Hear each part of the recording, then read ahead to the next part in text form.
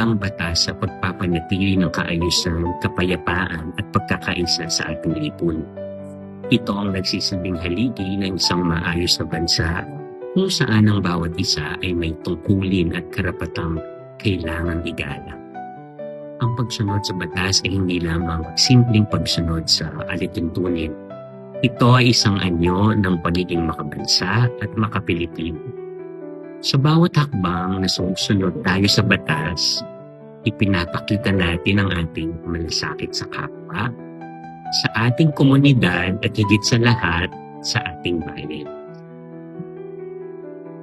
Ang tunay na pagmamahal sa Pilipinas ay makikita sa ating araw-araw na kilos bilang responsableng mamamayan.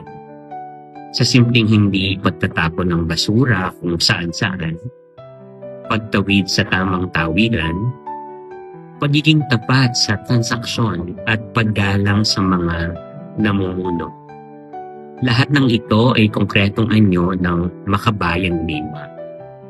Hindi kailangan maging bayani upang maging makabansa. Sapat na ang pagganap sa ating tungkulin bilang mabuting Pilipino. Napakahalaga ng papel na ginagampanan ng ating mga kapulisan bilang tagapagtanggol ng batas at ng karapatan ng bawat Pilipino sa kanilang dedikasyon at sakripisyo na ipagpapatuloy ang seguridad at kaayusan ng ating bayan. Hindi madali ang kanilang tungkulin. Ngunit ito'y kanilang pinili bilang serbisyo sa inang bayan. Kaya't nararapat lamang na sila'y igalang, suportahan, at kilalanin bilang mga tunay na lingkod bayan.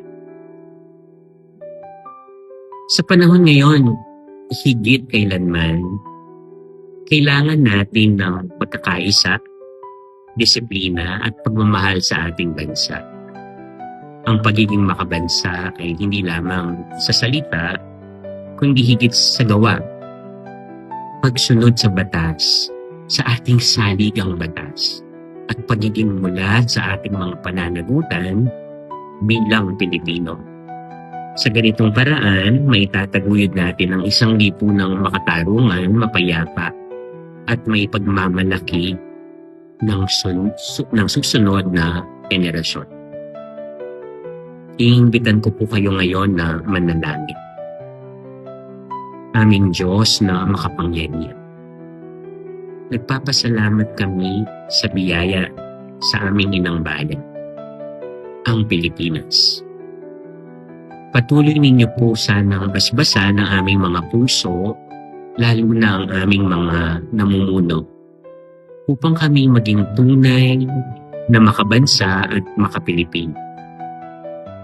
Gabayan po ninyo ang aming mga kapulisan sa kanilang tapat na paglilingkod, at kami naman ay pagkalooban ninyo ng tapang at disiplina upang maging mabuting mamamayan. Naway sa aming pagsunod sa batas at pagmamalasakit sa kapwa, mapalaganap namin ang kapayapaan at pagkakaisa sa aming lipunan. Amen.